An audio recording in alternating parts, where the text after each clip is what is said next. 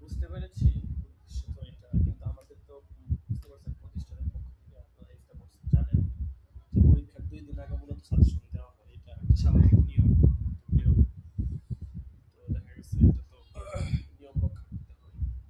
যাই হোক, তারপরেও আপনাকে জাস্ট প্রথমটা দিলাম আর কি। ঠিক আছে, তো এটা একটু দেখেন। চিন্তার কোনো কারণ নেই, অত কঠিন না। আপনি নর্মালি প্রস্তুতি নিলে আশা করি মোটামুটি আগায় যেতে পারবেন। ঠিক আছে, একটা নিলাম, ওইটা নিলে আপনি আশা করি বুঝতে পারবেন। আর বাকিগুলা ইনশাল্লাহ হচ্ছে যে পরবর্তী পরীক্ষার আগে ভিডিও দেওয়া হবে ইনশাল্লাহ। ঠিক আছে, আর ওকে যেগুলো আছে নিজ দায়িত্বে পরিশোধ করবেন। রেজাল্ট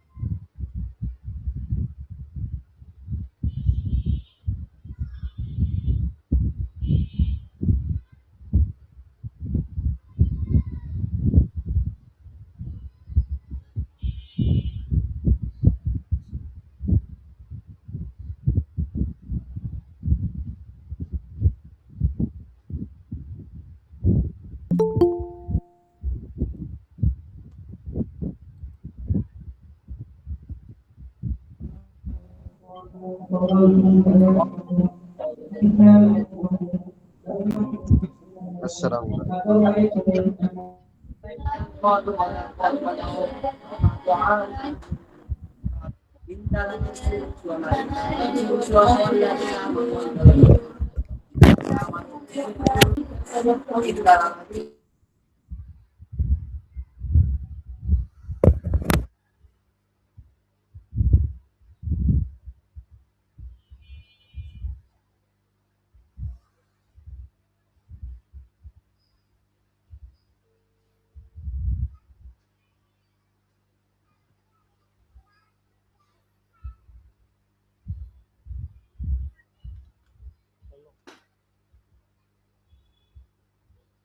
নেট নেট আসে নাই, বুঝি না।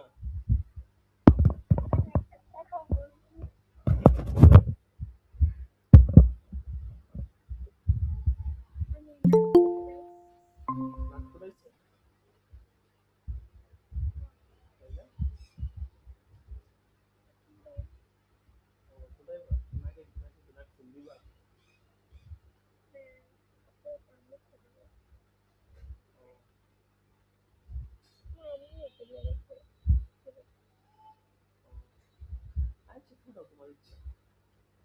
দেন।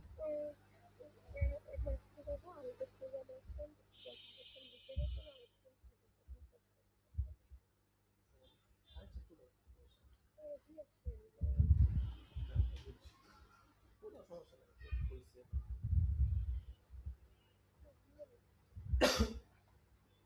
হইছে, যাই হোক। ফুটাইলে কিছু কইতো না। যাই হোক, সমস্যা নেই। হ্যাঁ, হ্যাঁ, হ্যাঁ, এটাই কথা। হ্যাঁ। আচ্ছা ঠিক আছে, তাহলে আমি ক্লাস করাই। অনেক সময় ঠিক আছে?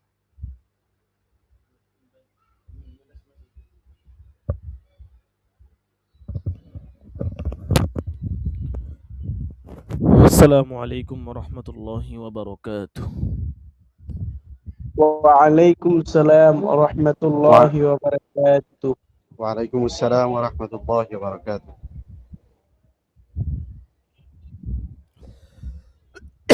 الله أكبر.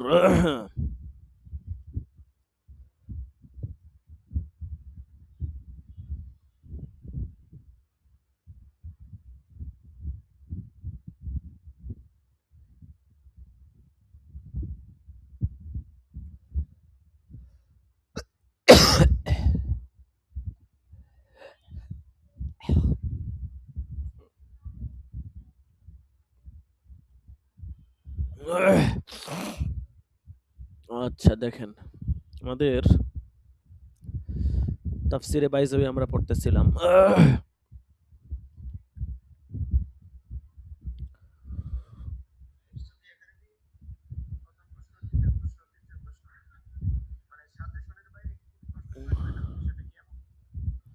সাজেশন তো সাজেশনই, সাজেশনের বাহিরেও প্রশ্ন আসবে, ঠিক আছে? এটা জাস্ট একটা ধারণা দেওয়া হয়েছে আর কি। সব প্রশ্ন সাজেশনের ভিতরে নাও আসতে পারে, কিছু সাজেশনের বাহিরেও থাকবে, ঠিক আছে? তবে এখানে যা আছে ম্যাক্সিমামই আসবে, হয়তো একটু এদিক সেদিক হতে পারে। আর প্রশ্ন আরবিতে হবে, বাংলা না।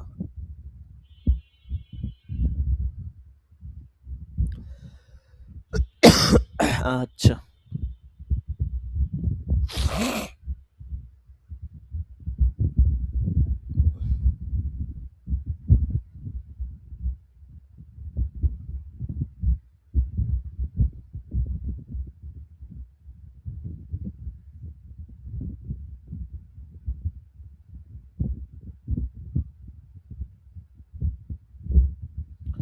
আচ্ছা, আমরা পড়তেছিলাম যে ইসিম দ্বারা যদি লফজ উদ্দেশ্য নেওয়া হয়, তখন কি উদ্দেশ্য হবে, ঠিক আছে?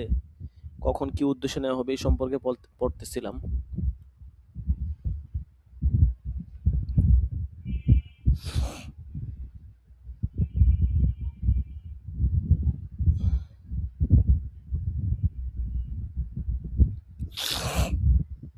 যদি লফজ উদ্দেশ্য না হয় তখন গায়রে মুসাম্মা উদ্দেশ্য হবে, এটা আমরা গত সবকে পড়েছি। আচ্ছা, এবার আসবো যদি ইসিম দ্বারা সিফাত উদ্দেশ্য না হয় তখন কিভাবে ব্যাখ্যা হবে।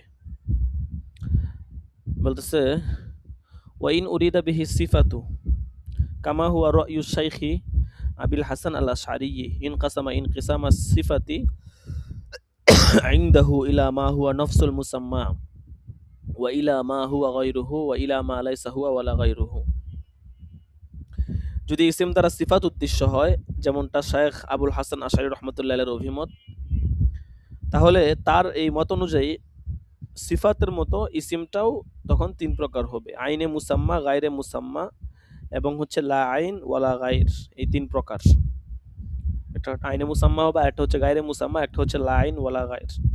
এই তিন প্রকারে আপনার উদ্দেশ্য হবে। পরীক্ষা অনেক সময় প্রশ্ন আসে, মাল মুরাদু বিল ইসম, বিসমিল্লাহ, এখানে যে ইসিম আছে, ইসিম দ্বারা উদ্দেশ্য কি? বাইয়িন কামা মাইয়ানাল মুফাসসিরুল আল্লাম। তো এখানে দুইটা মত বলা হয়েছে মৌলিকভাবে। একটা হচ্ছে ইসিম দ্বারা লফজ উদ্দেশ্য হলে কি হবে, আর একটা হচ্ছে ইসিম দ্বারা যদি সিফাত উদ্দেশ্য হয়। তো লফজটা গত সবকে আমরা পড়েছি। আর সিফাত উদ্দেশ্য হলে আইনে মুসাম্মা যদি হয়, যেমন আল্লাহ, গায়রে মুসাম্মা হতে পারে, যেমন ধরেন আল্লাহর যে সিফাতগুলো আছে খালেক, রাজ্জাক, এগুলো। আর যদি আইনে মুসাম্মাও না হয়, গায়রে মুসাম্মাও না হয়, যেমন কুদরত, ইলম, ঠিক আছে, এগুলো। আচ্ছা, এরপর দেখেন وإنما قال بسم الله ولم يقل بالله لأن التبرك والاستعانة بذكر اسمه أو للفرق بين اليمين والتيمم ولم يكتب الألف على ما هو وضع الخط لكثرة الاستعمال وطولت الباء عوزا عنها يوزن عنها বলতেছে বিসমিল্লাহ বলা হয়েছে, এখানে বিল্লাহি বলা হয় নাই, কারণ বরকত হাসিল করা এবং সাহায্য প্রার্থনা করা ইসিম শব্দকে বৃদ্ধি করার মাধ্যমেই হতে পারে। যে আল্লাহর নামে শুরু করতেছি, যে নাম এভাবে বললে এটা বরকত হাসিল, সাহায্য প্রার্থনা বিষয়টা স্পষ্ট হয়। যদি বলি আল্লাহর মাধ্যমে, এটা কেমন জানি শোনা যায়, যেন আল্লাহর নামে এই ইসিম বৃদ্ধি করলে এটা পাওয়া যায় পরিপূর্ণভাবে।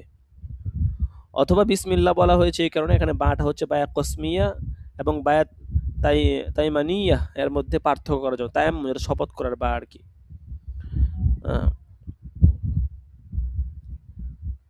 আর এখানে বিল্লাহি বললে অনেক সময় সম্ভাবনা থাকতো যে এটা কি কসম করা হচ্ছে বা শপথ করা হচ্ছে কিনা, একটা সম্ভাবনা ছিল, এই জন্য এখানে ইসমুল শব্দ বৃদ্ধি করা হয়েছে। আর এখানে বায়ের পরে আলিফ লেখা হয় নাই, বরং উজ্জ আলিফের পরিবর্তে বায়ের মাথাকে লম্বা করে টেনে দেওয়া হয়েছে, যাতে হযফকৃত আলিফের প্রতি এটা ইঙ্গিত বহন করে, এই জন্য এই কাজটা করা হয়েছে।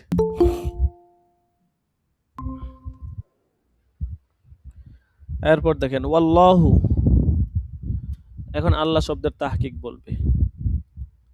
ওয়াল্লাহু আসলুহু ইলাহুন ফাহুজিফাতিল হামজাতু ওয়া উওয়িজাত আনহাল আলিফু ওয়াল লামু ওয়ালিযালিকা কিলা ইয়া আল্লাহু বিল কতই ইল্লা আন্নাহু ইয়াখতাসসু বিল মা'বুদি বিল হাক্কি ওয়াল ইলাহু ফি আসলিহি লিকুল্লি মা'বুদিন সুম্মা গুল্লিবা আলাল মা'বুদি বিহাক্কিন। বলতেছে যে ওয়াল্লাহ আসলুহু ইলাহুন, আল্লাহ শব্দটি মূলত ইলাহুন ছিল। ইলাহের হামজাকে হযফ করে তার পরিবর্তে শুরুতে আলিফ লাম লাগানো হয়েছে, আর এই কারণেই হামজা কতইয়ার সাথে ইয়া আল্লাহ বলা হয়। কিন্তু লফজে আল্লাহর সত্যিকার মাবুদ এর জন্য নির্ধারিত, আর ইলাহ শব্দটা মূলত সকল প্রকার মাবুদকে বোঝায়।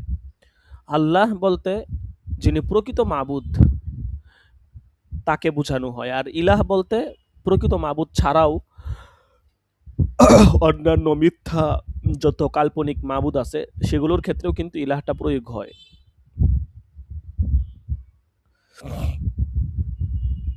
বলতেছে কিন্তু পরবর্তীতে সুম্মা গুল্লিবা আলাল মাবুদি বিহাক্কিন, পরবর্তীতে ইলাহ শব্দটি দ্বারা সত্যিকার মাবুদ বোঝানোর জন্যই এটা পরিচিতি লাভ করেছে, এটাকে প্রাধান্য দেওয়া হয়েছে।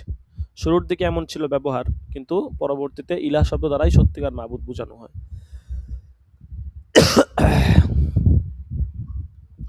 ওয়াইশতিকাকুহু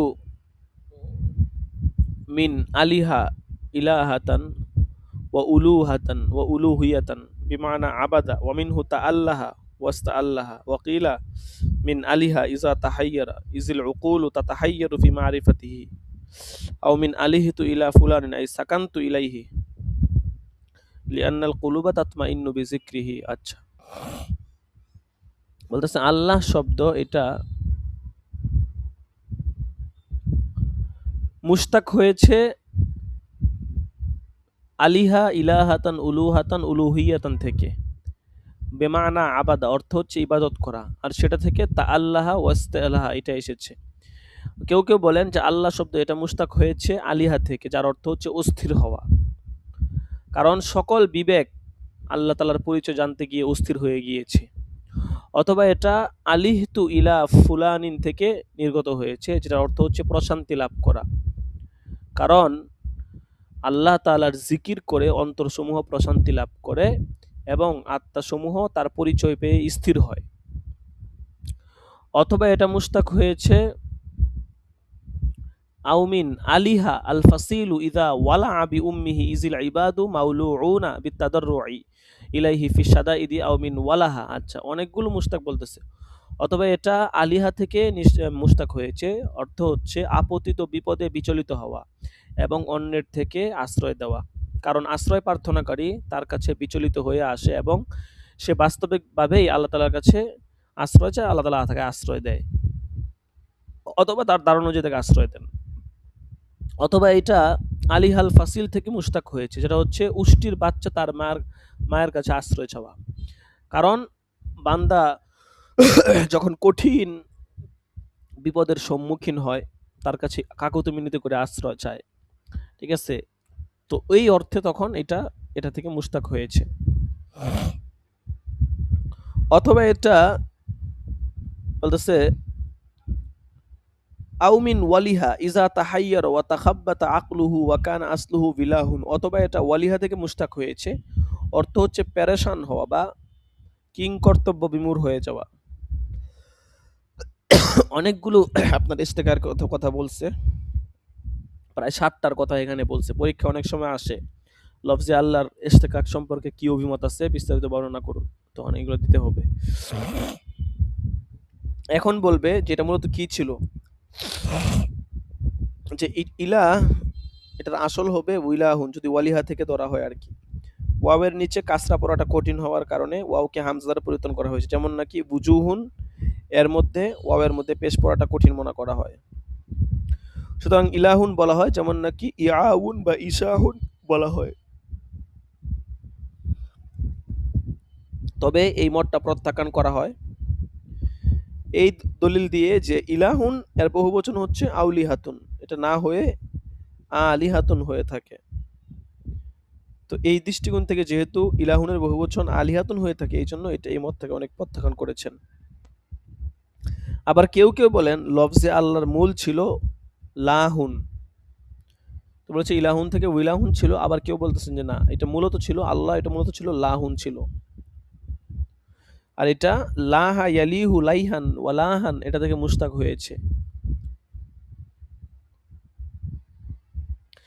ইদা ইহতাজাবা ওয়ারতাফা লিআন্নাহু তাআলা মাহজুবুন আন ইদরাকিল আবসারি ওয়া মুরতাফিউন আন কুল্লি শাইইন ওয়া আম্মা লা ইয়ালিকু বিহি ওয়া ইয়াশহাদু লাহু কাউলুশ শাইরি কাহালফাতিন মিন আবি রাবাহিন ইয়াসমাউহা লাহুল কিবারি,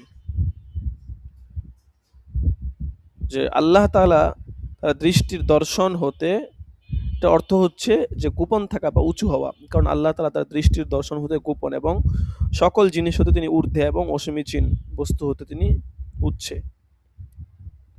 যেমন কবির কবিতাও আছে, কবি বলেছেন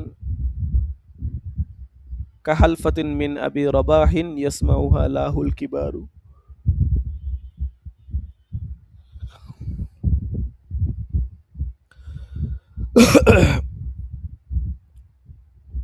যে আবু রাবাহের একবারের শপথ মিন আবি রাবাহ এক ব্যক্তির নাম ছিল, এটা হচ্ছে হাসান ইবনে আমর ইবনে বাদর একজন ব্যক্তি ছিল, তার উপাধি কাহালফাতি মিন আবি রবাহ, আবু রবাহের একবারের শপথের মতো। ইয়াসমাউহা লাহুল কিবার, যেই বাণী শুনছেন অনেক বড় প্রভু, ঠিক আছে। তাহলে বোঝা গেল এই লাহা আলিহু থেকে যখন আসবে তখন এটা অর্থ উঁচু হওয়া, বড় হওয়া, মহান হওয়া, ঠিক আছে।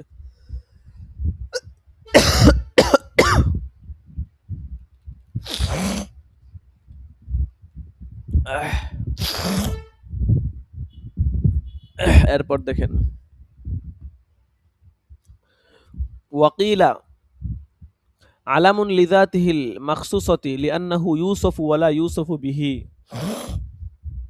ওয়া লিআন্নাহু লা বুদ্দা লাহু মিন ইসমিন তাজরি আলাইহি সিফাতুহু ওয়ালা ইয়াসলাহু মিম্মা ইউতলাকু আলাইহি সিওয়াহু ওয়া লিআন্নাহু লাউ কানা ওয়াসফান লাম ইয়াকুন কাউলুহু লা ইলাহা ইল্লাল্লাহ তাওহীদান মিসলু লা ইলাহা ইল্লার রহমান ফাইন্নাহু লা ইয়ামনাউ শিরকা। কেউ কেউ বলেন এটা বলা হয়ে থাকে যে আলামুন লিযাতিহি, অনেকে তো এখানে লফজে আল্লাহ মুস্তাক বলছেন, 7টা অভিমত বলা হয়েছে। আর কেউ কেউ বলেন লফজে আল্লাহটা মুস্তাক নয়, বরং এটা আল্লাহ তাআলার একটা জাত, আল্লাহ তাআলার একটা জাত বা সত্তার নাম। কারণ লফজে আল্লাহটা মৌসুফ হয় কিন্তু সিফাত হয় না। এছাড়া আল্লাহর জন্য এমন একটি নামের প্রয়োজন যার উপর তার সকল গুণের প্রয়োগ হয়, আর লফজে আল্লাহ ব্যতীত অন্য কোনো শব্দ এটার যোগ্যতা রাখে না, ঠিক আছে। আর যদি লফজে আল্লাহটা সিফাত হয় তাহলে কিন্তু লা ইলাহা ইল্লার রহমান এর মতো লা ইলাহা ইল্লাল্লাহ বাক্যটি একত্ববাদ বা তাওহীদ বোঝায় না, কারণ ওয়াসফ অংশীদারিত্বকে বাধা দেয় না, অংশীদারিত্ব সহকারে ওয়াসফ আসতে পারে। তাহলে বোঝা গেল যে লা ইলাহা ইল্লাল্লাহ এই কথাটা বললে কিন্তু তাওহীদ বা একত্ববাদ স্পষ্ট হয়, কিন্তু লা ইলাহা ইল্লার রহমান বললে এটা স্পষ্ট হয় না। আর যারা বলেছেন যে লফজে আল্লাহ মুশতাক নয়, এটা মৌসুফ কিন্তু সিফাত হয় না, তারা কিন্তু এই কথার উপর দলিলও দিয়েছেন যে কেন, কারণ আল্লাহ শব্দের জন্য এমন একটা, আল্লাহ বোঝানোর জন্য, সত্তা বোঝানোর জন্য এমন একটা নামের দরকার যে নামের উপর সকল সিফাত প্রয়োগ হয়। এখন আল্লাহ এটা হচ্ছে জাতের নাম, এই নামের উপর আপনি সিফাত প্রয়োগ করতে পারবেন। এখন আমার উপর যদি কেউ কোনো সিফাত প্রয়োগ করতে চায়, আগে আমার নাম উল্লেখ করতে হবে, এরপরে সিফাত আনবে। তখন আল্লাহ বোঝানোর জন্য, রব বোঝানোর জন্য, যেমন আল্লাহ শব্দটা তার জাত বা সত্তার নাম, প্রত্যেকটা ব্যক্তির যেমন একটা নাম থাকে, তেমন লফজে আল্লাহটা এরকম। আর বাকি সব কিছু হচ্ছে সিফাত। সিফাত বুঝায় সব সত্তাকে বোঝানো যাবে না, ঠিক আছে? আগে তো আপনার হচ্ছে যে নাম বলতে হবে, তারপরে না আপনি সিফাত বলবেন। আচ্ছা, এরপর দেখেন ওয়াল আজহারু আন্নাহু ওয়াসফুন ফি আসলিহি। মুসান্নিফ এখানে মুখতার কওল বা প্রাধানযোগ্য মত বলতেছে। প্রধানযোগ্য অভিমত হচ্ছে লফজে আল্লাহ এটা মূলত ওয়াসফ, লাকিন্নাহু লাম্মা গুল্লিবা আলাইহি বিহাইসু লা ইস্তামালু ফি গায়রিহি ওয়া সারা কাল আলামি মিসলু সুরাইয়া ওয়াস সাইqi উজরিয়া মাজরাহু ফি ইজরাইল ওয়াসফি আলাইহি ওয়া ইমতিনাইল ওয়াসফি বিহি ওয়া আদামি তাতাররুকি ইহতিমালি শিরকাতি লিআন্না যাতাহু মিন হাইসু হুয়া বিলা ইতিবারি আমরিন আখার হাকিকিয়িন আও গায়রিহি। বলতেছে যে এটা মূল কথা, এটা মূলত সিফাত, কিন্তু যখন আল্লাহর সত্তার জন্য অধিক হারে এটা ব্যবহৃত হতে থাকে, যে অন্যের ক্ষেত্রে এটা ব্যবহারই হয় না, তখন এটা আলমে রূপান্তরিত হয়ে গেছে। যেমন ধরেন সুরাইয়া, সয়ক শব্দদ্বয়কে আলমের ইস্তলাহ অভিষিক্ত করা হয়েছে। সমস্ত সিফাতের মৌসুফ হওয়ার ক্ষেত্রে এবং নিজে সিফাত না হওয়ার ক্ষেত্রে এবং অংশীদারিত্বের ক্ষেত্রে সম্ভাবনার প্রভাব না রাখার ক্ষেত্রে আর কি। যদিও এটা সিফাত ছিল, কিন্তু আল্লাহ তাআলার জন্য এত পরিমাণ ব্যবহার হয়েছে যে এটা সিফাত থেকে মৌসুফ এবং আলমের মানজিলায় চলে এসেছে। বলতেছে লিআন্না যাতাহু মিন হাইসু হুয়া বিলা ইতিবারি আমরিন আখার হাকিকিন আও গায়রিহি গায়রু মাকুল লিল বাশার। কারণ আল্লাহ তাআলার সত্তা হিসাবে কোনো প্রত্যক্ষ বা পরোক্ষ সিফাতের প্রতি লক্ষ্য করা ছাড়া মানুষের কাছে অযৌক্তিক বিষয়। এই জন্য ফালা ইউমকিনু আইয়াদুল্লাহ আলাইহি বিলফজিন ওয়া লিআন্নাহু লাউ দাল্লা আলা মুজাররাদিল যাতিহি আল মাখসুসি। বলতেছে এই জন্য তার সত্তার উপর কোনো শব্দের মাধ্যমে ইঙ্গিত করা সম্ভব না। তাছাড়া যদি আল্লাহ শব্দ আল্লাহ তাআলার কোনো বিশেষ সত্তা বোঝায়, তাহলে আল্লাহ তাআলার বাণী ওয়া হুয়াল্লাহু ফিস সামাওয়াতি এর বাহ্যিক গঠন সঠিক অর্থের ফায়দা দিবে না, ঠিক আছে? কারণ আল্লাহ তাআলা আসমান ও জমিনে আছে। এখন আল্লাহ দ্বারা যদি অন্য কোনো কিছু বুঝাই, আল্লাহর কোনো সিফাত, তাহলে তো সিফাত বুঝাইলে তো এক সিফাত এক জিনিস, আর একটা হচ্ছে মৌসুফ আরেক জিনিস। সিফাত মৌসুফের মানজিলা যেতে পারে না, ঠিক আছে? সিফাত মানে একটা গুণ যেটা জড় পদার্থ না, জড় পদার্থ যেটার মধ্যে প্রাণ সঞ্চার হয় না, কিন্তু মৌসুফ এটার মধ্যে প্রাণের সঞ্চার থাকে। এখন লফজে আল্লাহ বলে যদি সিফাত উদ্দেশ্য নিতে, তাহলে আল্লাহ তাআলার বাণী ওয়া হুয়াল্লাহু ফিস সামাওয়াতি ওয়া ফিল আরদি, এটা সঠিক হবে না। এজন্য ইশতিকাকের অর্থ হচ্ছে দুটি শব্দের একটি অন্যটির সাথে শরিক হবে অর্থ গঠনের পদ্ধতির মধ্যে, আর এই অর্থটা আল্লাহ শব্দ এবং এই যে মূলনীতি বলা হলো এটার মধ্যে বিদ্যমান রয়েছে।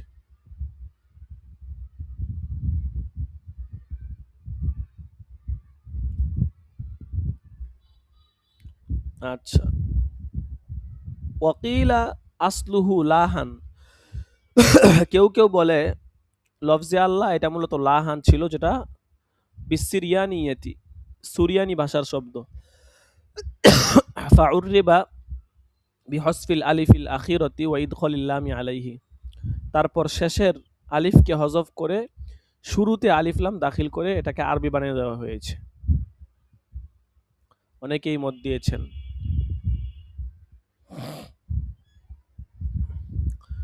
وتفخيم لامه إذا فتح ما قبله أو انضم سنة وقيل مطلقا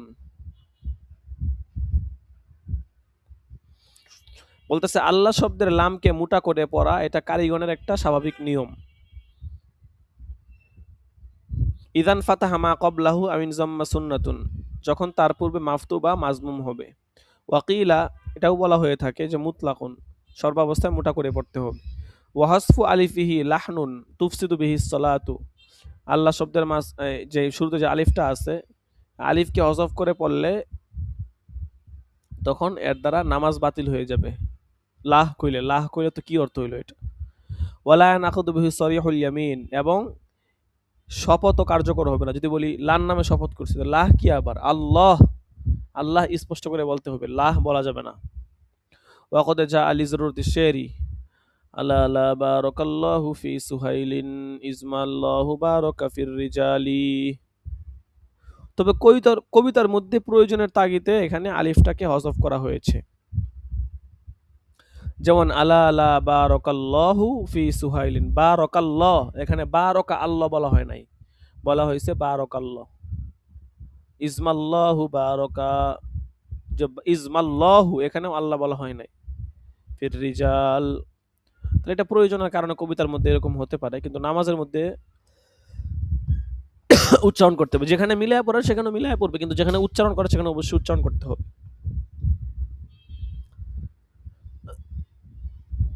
আলা লা বারাকাল্লাহু ফি সুহাইলিন,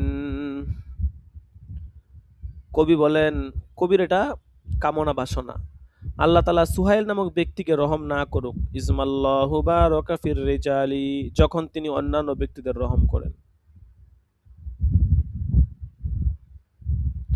অর্থাৎ যখন আল্লাহ তাআলা অন্যান্য ব্যক্তিদের রহম করেন, তখন যেন তিনি সুহাইল নামক ব্যক্তিকে রহম না করেন। হয়তো কোনো একটা ক্ষোভের কারণে বা কোনো কিছু প্রেক্ষাপটের কারণে কবি এই কবিতাটা বলছে।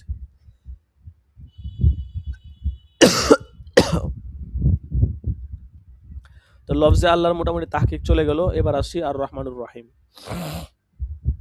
বলতেছে আর রহমান আর রহিম ইসমানে বুনিয়া লিল মুবালাগাতি মিন রহিমা কাল গজবানে মিন গজিবা ওয়াল আলিমি মিন আলিমা ওয়ার রহমাতু ফিল লুগাতি রিক্কাতুল কলবি ওয়া ইনইতাফুন ইয়াকতাজি তাফাদ্দুল ওয়াল ইহসানা ওয়া মিনহু আর রিহমু লিইনইতাফিহা আলা মা ফিহা। আচ্ছা, আর রহমানুর রহিম ইসমানে বুনিয়া লিল মুবালাগা, রহমানুর রহিম এই দুইটা এমন ইসিম যাকে মুবালাগা বা আধিক্য বোঝানোর জন্য গঠন করা হয়েছে। মিন রহিমা, রহিমা থেকে, কাল গজবান মিন গজিবা, যেমন গজবান এটা গজিবা থেকে, ওয়াল আলিম মিন আলিমা, ওয়ার রহমা ফিল লুগা, রহমাতের শাব্দিক অর্থ হচ্ছে রিক্কাতুল কলব, মানে অন্তরে দয়ার উদ্রেক আসা, দয়া হওয়া, ওয়াইন আইতাফুন কমলতা আকর্ষণ, ইয়াকতাজিদ তাফাজ্জুল ওয়াল ইহসান, যেই কমলতা দয়া এবং অনুগ্রহ কামনা করে। ওমিনহু আর রিহিম, রহমান থেকেই রিহিম।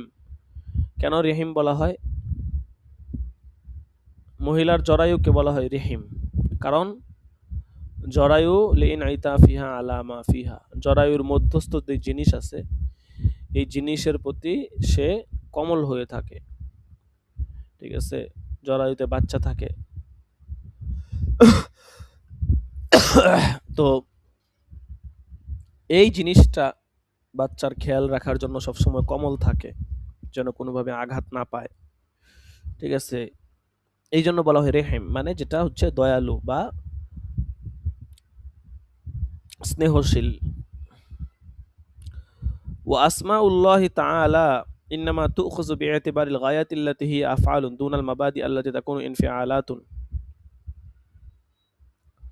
বলতেছে আসমাউল্লাহি তাআলা, আল্লাহ তাআলার নাম সমূহকে গ্রহণ করা হয় চূড়ান্ত ফলাফলের ভিত্তিতে।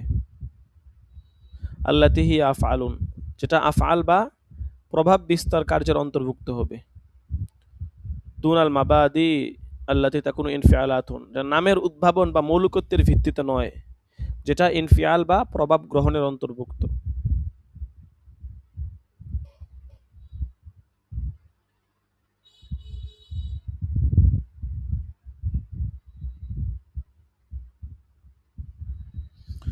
তাহলে বোঝা গেল যে আল্লাহ তাআলার যে নামগুলো আছে এই নামগুলোকে গ্রহণ করা হয় মূলত গয়াত হিসাবে, যেটা আফআল বা ক্রিয়া সৃষ্টিকারী, যেমন রহমান, রহিম, যেটা যিনি দয়ালু, যিনি ক্রিয়াকে সৃষ্টি করেন, যিনি ক্রিয়া গ্রহণকারী, ইনফিয়াল হিসাবে আল্লাহ তাআলার নামগুলো না। আফআল মানে হচ্ছে যেই কাজটা আসর বা প্রতিক্রিয়া সৃষ্টি করে, আর ইনফিয়াল মানে যেটা মুতাআসসির হয়, যেটা প্রভাবান্বিত হয়। তো আল্লাহর নামগুলো এমন না যেটা প্রভাবান্বিত হয়ে যায়, বরং আল্লাহর নামগুলো আফআলের অন্তর্ভুক্ত, যেটা নিজেই প্রতিক্রিয়া সৃষ্টি করে। এই কথাটাই বলছে এখানে। বলতেছে ওয়ার রহমানু আবলাগু মিনার রহিম। রহমানটা এটা রহিম থেকে অধিক, মানে তুলনায় এর ভিতরে দয়া বা রহমত অধিক আছে এর মধ্যে। লিয়ান্না জিয়াদাল বিনায়াতুল্লাহ আলা জিয়াতুল মানা, কারণ হরফের আধিক্যতা অর্থের আধিক্যতার উপর দালালত করে। যেমন ধরুন কামা ফি কতআ ওয়া কতআ ওয়া কুবারিন ওয়া কুবারিন ওয়া যালিকা ইন্নামা তুখাযু তারাহু বিইতিবারিল কামিয়্যাতি ওয়া উখরা বিইতিবারিল কাইফিয়্যাতি ফাআলাল আউওয়ালি কিলা ইয়া রহমানু আদ-দুনিয়া লিআন্নাহু ইয়াউম্মুল মুমিনা ওয়াল কাফিরা ওয়া রহিমাল আখিরাতি লিআন্নাহু ইয়াখতাসসু আল মুমিনা ওয়া আলা সানি কিলা ইয়া রহমান আদ-দুনিয়া ওয়াল আখিরাতি ওয়া রহিম আদ-দুনিয়া লিআন্না নি'আমা উখরাউইয়্যাতা কুল্লাহা জিসামুন ওয়া আম্মা নি'আমা আদ-দুনিয়াউইয়্যা ফাজালিলাতুন ওয়া হাকিরাতুন। আচ্ছা, বলতেছে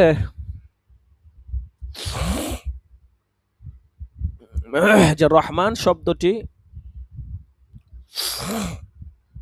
রহিম শব্দের তুলনায়, যেটা বললাম, এর মধ্যে মুবালাগা বেশি আছে, রহমত বেশি বোঝায়। কারণ হরফের আধিক্যতা অর্থের আধিক্যতার উপর দালালত করে। যেমন ধরেন কত আর কত্তা, কুবার এটা হচ্ছে কুব্বার, তাহলে হরফ বেশি, এটা বোঝা যায় যে এখানে অর্থও বেশি। ঠিক আছে, হরফ বেশি মানে অর্থও বেশি। এখন বলতেছে এই আধিক্যতাটা কখনো কখনো সংখ্যা, আবার কখনো কখনো মর্যাদার বিচারে হয়। বিএতিবারিল কামিয়্যাতি ওয়া বিএতিবারিল কাইফিয়্যাতি, কখনো কখনো সংখ্যার বিচারে, কখনো কখনো মর্যাদার বিচারে। সংখ্যার বিচারে কেমন? যেমন ধরেন ইয়া রহমান আদ-দুনিয়া ওয়া রহিম আল আখিরাহ, এরকম বলা হলে, কারণ আল্লাহ তাআলা দুনিয়াতে মুমিন কাফির উভয়ের প্রতি রহম করেন, আর আখিরাতে রহম করেন কেবলমাত্র মুমিনের প্রতি। এজন্য বলবে ইয়া রহমান আদ-দুনিয়া ওয়া রহিম আল আখিরাহ। আর মর্যাদার বিচারে বলবে ইয়া রহমান আদ-দুনিয়া ওয়া রহিম আল আখিরাহ, এবং ইয়া রহিম আদ-দুনিয়া বলা হয় কারণ আখিরাতের সমস্ত নিয়ামত, ছোট বড় সবই বড়। দুনিয়ার নিয়ামত, আখিরাতের সমস্ত নিয়ামতই বড় হয়, ঠিক আছে, কিন্তু দুনিয়ার নিয়ামত বড়ও হয় ছোট হয়। এই জন্য বলবে ইয়া রহিম আদ-দুনিয়া।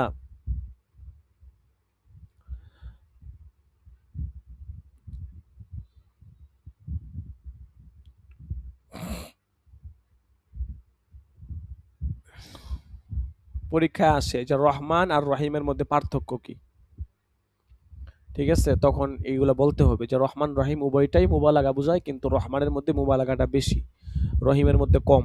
কারণ কায়দা হচ্ছে যে শব্দের মধ্যে অক্ষর বেশি থাকলে এটা অর্থের জন্য অর্থের মধ্যে আধিক্যতা বোঝায়, ইত্যাদি কথাগুলো সাজায় গুছায় লিখতে হবে আর কি। আচ্ছা, এরপর দেখেন জি উস্তাদ জি, আর রহমান আর রহিম মানে অক্ষর বেশি থাকার কারণে কি বোঝায়? কাসরতুল মাবানি তাদুল্লু আলা কাসরতিল মাআনি, এটা হচ্ছে কায়দা, বুঝতে পারছেন? অক্ষর যদি বেশি থাকে তাহলে অর্থ বেশি বোঝায়। ও জি, এটা হ্যাঁ, বুঝলাম। মানে অক্ষর তো দুটো এক সমানই, তাই না? আর রহমান আর রহিম। কেন অক্ষর বেশি আছে না? একটু হিসাব করে দেখেন। হালকা একটু নিচে নামান দেখি তো। নিচে নামায় আপনি করবেন কি? নিচে উপরে দিয়ে আর করেন কি? আপনি উপরে রহমান রহিম তো আপনি করেন, আপনি দেখেন রহমানের মধ্যে কয়টা অক্ষর, রহিমের মধ্যে কয়টা অর্থ।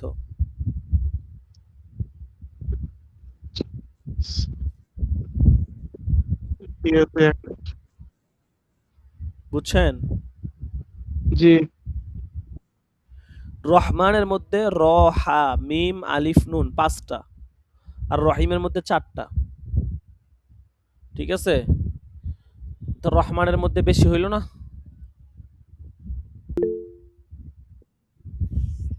বুঝতে পারছেন?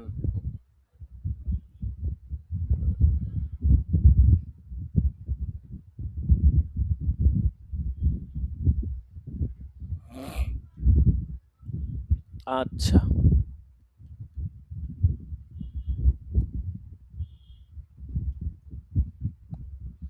দেখেন। মইনুল ইমতিহান থেকে কিছুটা ধরায়া দেই। ঠিক আছে? আপনাদেরকে কিছুটা সাজেশন দিয়ে দেওয়া হবে। সাজেশন না দিলে হয়তো অনেকের জন্য কঠিন হয়ে যাবে। আর আপনাদের পরীক্ষা ১৬ তারিখ থেকে শুরু হয়ে যাবে। আপনাদের যে খেয়ালের প্রয়োজন আছে কিনা বলবেন। এক্সট্রা কি খেয়ালের প্রয়োজন আছে নাকি ক্লাস শেষ হলে আমরা পরীক্ষা নিয়ে নিব? জি, প্রয়োজন তো আছে ইনশাল্লাহ। তারপরে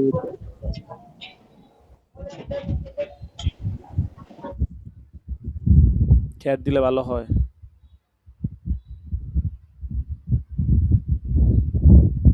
ভালো হয়। হুজুর, আমি তো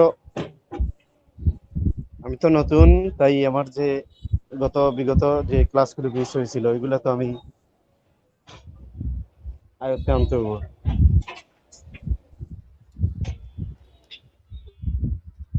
ইউটিউবে আছে, সেখান থেকে দেখে নেবেন।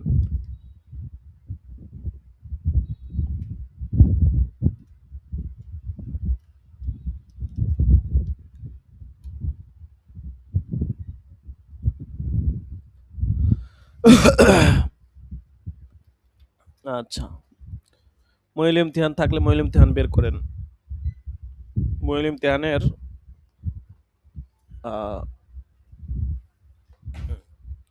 সাজেশন যেটা আছে তাফসিরে বাইজাবি দ্বিতীয় খণ্ডে আছে, দেখেন।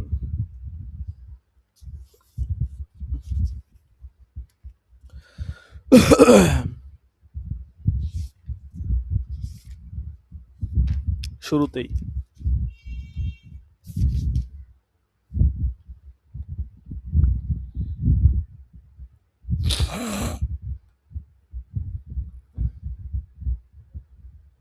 প্রথমে একদম শুরু থেকে আসবে তাফসির তাউইলের অর্থ কি।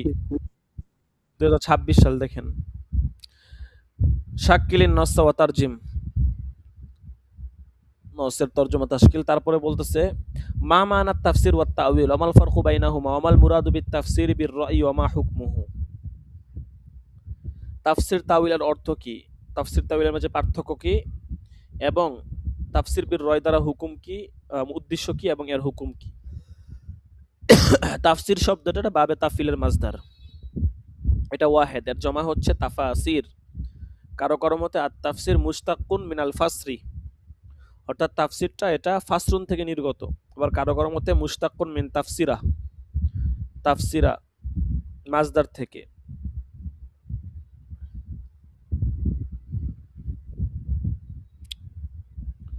কেউ কেউ তাফসির শব্দের আবেদনে অর্থের ব্যাপারে বলেন এটা মানাহু ফিল লুগাতি আল কাশফু ওয়াল বায়ান, কোনো কিছু স্পষ্ট করা, বর্ণনা করা।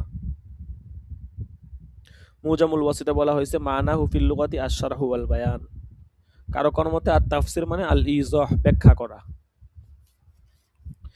এখানে যে অনেকগুলো আছে না, আপনাদের অনেকগুলো দেওয়া লাগবে না। পরীক্ষা আসলে আপনি এখান থেকে ২-৩টা মুখস্থ করলেন, ওইগুলা দিবেন। ঠিক আছে? আপনি যদি সব লিখে দেন উঠায় এখান থেকে খাতার মধ্যে, তাহলে তো হইল না। ঠিক আছে? আমরা সাজেশন কিছু দিয়ে দিব, আপনি ওইভাবে প্রস্তুতি নিবেন। আশা করি ইনশাল্লাহ পারবেন। তো পরীক্ষা তো খুবই নিকটবর্তী, সময়ও খুব কম। হয়তো অল্প কিছুদিন খেয়াল দিলে দেওয়াও যেতে পারে। ১৬ তারিখ থেকে যেহেতু পরীক্ষা, হয়তো ১০ তারিখ থেকে মানে আপনাদের এই বৃহস্পতিবার হয়তো লাস্ট সবক হবে আর কি। বৃহস্পতিবারে ৯ তারিখ ৯ তারিখ লাস্ট সবক হবে।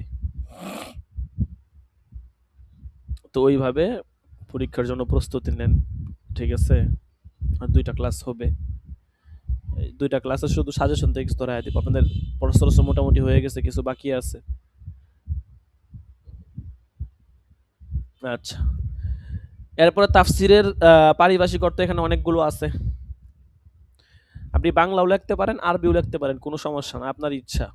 তবে অবশ্যই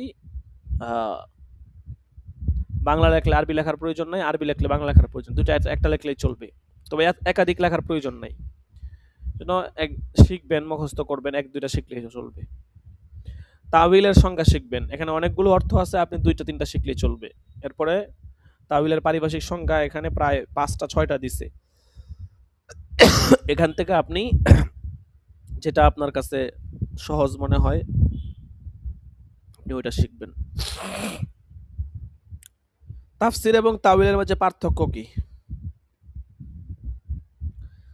আবিধানিক অর্থ, তাফসির অর্থ হচ্ছে স্পষ্ট করা। পারিভাষিক অর্থ হচ্ছে, তাফসির মানে হচ্ছে হুয়া ইলমুন বাহিসুন আন মানা নাজমিল কোরআন বিহাসবি তাকাতিল বাশারিয়া। তাফসির হলো এমন শাস্ত্র যেখানে মানবীয় সামর্থ্য মোতাবেক কোরআনের শব্দের অর্থ অনুসন্ধান করা হয়। আর তাবিল বলা হয় তাশরিহুল কোরআনি আইজন বিএতিবারি দিরায়া, চিন্তা গবেষণার মাধ্যমে কোরআনের অর্থের ব্যাখ্যা করা। তো আবিধানিক পার্থক্য দিছে, তারপর দিছে পারিভাষিক পার্থক্য, এরপরে অন্যান্য পার্থক্য দিছে 10টা। পরীক্ষায় আসতে পারে, আসলে আপনার এতগুলো লেখার দরকার নাই। অর্থাৎ আবিধানিক পার্থক্য লিখবেন, পারিভাষিকটাও লিখবেন, আর অন্যান্য পার্থক্য থেকে 2টা বা 3টা লিখে দিলেন সংক্ষেপে আর কি, ঠিক আছে? আপনি যদি মনে করেন সবে উড়ায় দেন তাই তো হইল না। শিখে রাখবেন, মোতালা করবেন, হল করবেন, ঠিক আছে? অবশ্যই পরীক্ষার যে রুলস আছে, নিজাম আছে, এটা অবশ্যই ফলো করবেন। রুলস নিজাম ফলো না করলে কিন্তু আপনার খাতা বাতিল হতে পারে এবং আপনি নাম্বার কম বেশি যা পান, আপনি যদি পরীক্ষার যে রুলস আছে, নিজাম আছে, এটা যদি আপনি নিয়ম যদি না মানেন, সেক্ষেত্রে আপনার খাতা বাতিল হবে। যদি খাতা বাতিল না হয় তাহলে নাম্বার আপনি যদি 100 পান, আপনাকে 50 দেওয়ার অধিকার মার্কাস কর্তৃপক্ষের আছে, ঠিক আছে? এই জন্য নিজাম অবশ্যই মেনটেন করতে হবে। বিগত বছরগুলোতে আমরা বিশেষ করে ইফতা বিভাগের অনেক শিক্ষার্থীদের নাম্বার আমরা মন কড়াকড়ি করেছি, ঠিক আছে? পরে বার্ষিক পরীক্ষার সময় অনুষ্ঠানে এসে এক শিক্ষার্থী, ঠিক আছে, কয় হুজুর আমারে জাহিদ জিদান বানায় দেন একটুর জন্য। জাহিদ বানায় দিতাম, 64 পাইছি, 65 পেলে জাহিদ জিদান হইতো। অনুষ্ঠানের শেষে এমন শুরু করছে, ছাত্ররা ওর আচরণে বিরক্ত হইতেছে। তো আমি কি কম, আমি কই আপনি বুঝতেছেন না, আপনাকে তো নাম্বার কম দেওয়া হয় নাই। মানে সে খুবই করতেছে, পিরাপিরি কথা। বলো এটা তো আশ্চর্য কথা, আপনাকে নাম্বার কম দেওয়া হয়েছে, আপনি যা পাইছেন তাই তো দেওয়া হয়েছে, বরঞ্চ হিসাব করলে আপনি আরো কম পান।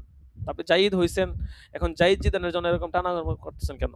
যখন দেখছে যে সবকিছু আমার সার্টিফিকেট, মার্কশিট এত ভালো মানের সবকিছু, তাহলে এখন নাম্বারটা কম পাইলাম, এটা তো হইল না।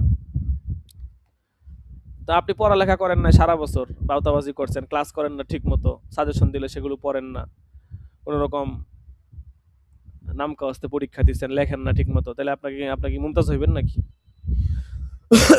যাই হোক, পরে বললাম যে আপনার নাম্বার কোনোভাবে কম দেওয়া হয় নাই। তারপর যদি আপনার কোনো সমস্যা হয় আপনি পরবর্তীতে যোগাযোগ করেন, এরপরে আর কোনো যোগাযোগ নাই। যাই হোক, তো কথা হচ্ছে এইটাই যে পরীক্ষার যে রুলস আছে, নিজাম আছে, এটা আপনাকে অবশ্যই মান্য করতে হবে।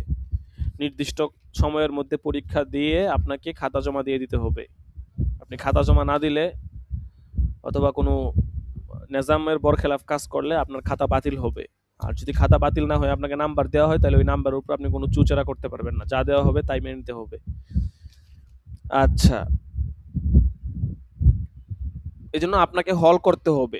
আপনি যখন একটু, যেমন কথার কথা, সাজেশন আমরা দিয়ে দিব, ঠিক আছে? ভাবছিলাম সাজেশন দিব না, কিন্তু বেশ কয়েকজন শিক্ষার্থী রিকোয়েস্ট করতে সাজেশন দেওয়ার জন্য, আর প্রথম বছর হিসেবে আমরা ভাবতেছি যাক সাজেশন দিয়ে দিই। যদিও মইল ইমতিহান থেকে করব, কিন্তু দেখা গেছে অনেকের হয়তো এটাই কঠিন হয়ে যেতে পারে অনেকের জন্য। কিন্তু সাজেশনগুলো দিব আমরা একটা আবছা, ঠিক আছে? মানে নির্দিষ্টভাবে আমরা ব্যাপকভাবে সাজেশন দিব। আপনাকে ব্রেন খাটায় খুঁজে বার করতে হবে যে কোন জায়গা থেকে হুজুরের প্রশ্নটা দিছে। তো আপনি যখন সময় দিবেন, ধরেন কথার কথা আমি একটা দিলাম যে ফাসাদের কি অর্থ এবং ফাসাদের মধ্যে কত কেরাত আছে ইত্যাদি সংক্রান্ত আলোচনা। এখন আপনাকে এটা খুঁজতে হবে যে ফাসাদটা কোথায় আছে, মূল ইমতিহান থেকে খুঁজবেন, এখান থেকে শিখবেন, মুখস্থ করবেন। এরপর হচ্ছে যে আপনি ওই হল করে রাখলে পরীক্ষার মধ্যে আসলে লিখতে পারবেন। এখন আপনাকে সাজেশন দেওয়া হলো, আপনার কোনো খবরই নাই। আপনি আপনার মতো সাজেশন আছে, সাজেশনের মতো পরীক্ষা আছে, পরীক্ষার মতো কোনো প্রস্তুতিই নাই। তাহলে আপনি কি লিখবেন পরীক্ষার সময়? এই জন্য পরীক্ষার প্রস্তুতিটা এটা নিজের হচ্ছে যে নিজের একটা আগ্রহের ব্যাপার-স্যাপার। ঠিক আছে? এটা আপনাকে নিজে যে প্রস্তুতি নিতে হবে। যেহেতু পড়াশোনা করতে আসছেন, আ পড়াশোনা করি। নিজের আগ্রহে পড়াশোনা করতে হবে। যাই হোক, অনেক আগ্রহবান ছাত্র ছিল। এদের ক্লাসে কোনো ১ম কিছুদিন ওরা ক্লাসে খুব অ্যাক্টিভ ছিল, এখন আর কোনো খবর নাই। আছে কিন্তু কোনো খবর নাই, ক্লাসে অ্যাক্টিভ নাই, আনঅ্যাক্টিভ হয়ে গেছে। তো এরকম আগ্রহ থাকলে তো হবে না, আগ্রহ তো ধরে রাখা লাগবে। ঠিক আছে? সপ্তাহে ক্লাসই হয় মাত্র ৩ দিন। তাও যদি এরকম অনাগ্রহ থাকা হয়, অনেক সময় উজুর থাকতে পারে, সেটা ভিন্ন হিসাব। আচ্ছা, যাই হোক, এই হচ্ছে কথা। তো সাজেশন আমরা ইনশাল্লাহ দিয়ে দিব কম বেশি। আর সর্বোচ্চ ৪-৫ দিন খেয়াল থাকবে। বৃহস্পতিবার যদি ক্লাস শেষ হয়, তাহলে শুক্রবার থেকে পরবর্তী ১৫ তারিখ পর্যন্ত খেয়াল থাকবে। ১৬ তারিখ থেকে আপনাদের পরীক্ষা শুরু হবে।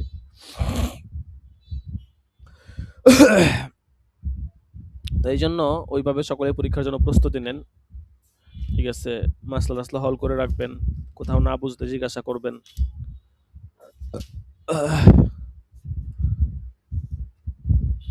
বিশেষ করে হাদিসগুলো ভালো করে হল করবেন এবং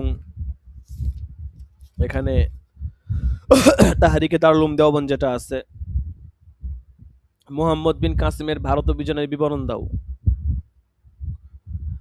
বাদশাহ আকবরের প্রাথমিক ধর্মবিশ্বাস কি ছিল এবং তার ধর্মবিশ্বাস পরিবর্তন ও দ্বীনে ইলাহির প্রতিষ্ঠার কারণসমূহ বিস্তারিত লিখো, ইত্যাদি ইত্যাদি অনেক কিছু আছে। এগুলো ইনশাল্লাহ ভালো করে পড়ে আসবেন। ঠিক আছে? এগুলো মুখস্থ করা লাগবে। মুখস্থ না করলে তো হবে না, মুখস্থ করবেন। এগুলো পরীক্ষায় আসলে ভাবে লিখবেন। আপনি যদি মুখস্থ করেন, মুখস্থ করে লেখেন, ওইটা আমরা বুঝতে পারবো। আর আপনি যদি দেখে দেখে লিখে দেন, সেটাও আমরা বুঝতে পারবো। আমাদের কাছে কোনো কিছু অস্পষ্ট থাকবে না। কাজেই এই ভাবনা মাথায় রাখিয়ে না যে দেখে দেখে লিখে দিব। আপনাকে অবশ্যই মুখস্থ করতে হবে। আপনি একটু মোতালা করে রাখেন, হল করে রাখেন। বিশেষ করে যে সাজেশনগুলো দেওয়া হবে, এগুলো অবশ্যই মুখস্থ করে রাখবেন। ওইভাবে ইনশাল্লাহ আগায় যাবেন। আচ্ছা, যাই হোক, পরীক্ষা সংক্রান্ত আরো বেশ কিছু নিয়ম আছে, নিজাম আছে। এগুলো ইনশাল্লাহ পরবর্তী সবকে অথবা বৃহস্পতিবার দিন আপনাদেরকে বিস্তারিত বলে দেওয়া হবে। আচ্ছা, ঠিক আছে, আজকে এ পর্যন্তই থাকুক। আমি হাজিরাটা ডেকে দিচ্ছি। হাজিরা দিয়ে তারপরে ক্লাস শেষ হয়ে যাবে।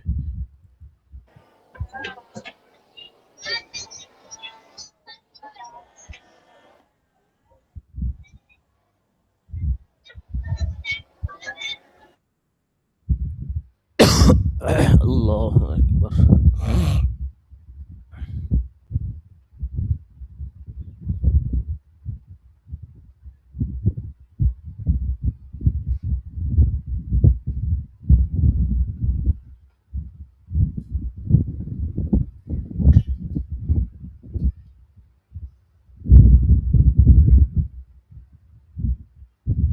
আজকে ৪৫ নম্বর দরস।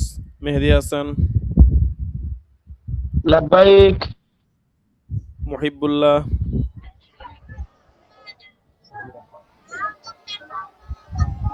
তাশফিকুর রহমান, মোহাম্মদ আলী, তামিম আদনান, খাদেমুল ইসলাম, আব্দুল মাজিদ, আমিরুল ইসলাম, হামিদুল্লাহ আল হাসান, লাব্বাইক ওস্তাদ জি, লাব্বাইক। রিফাত হাসান আছে? রিফাত হাসান নাই। আব্দুল আজিম, মিজানুর রহমান আছে?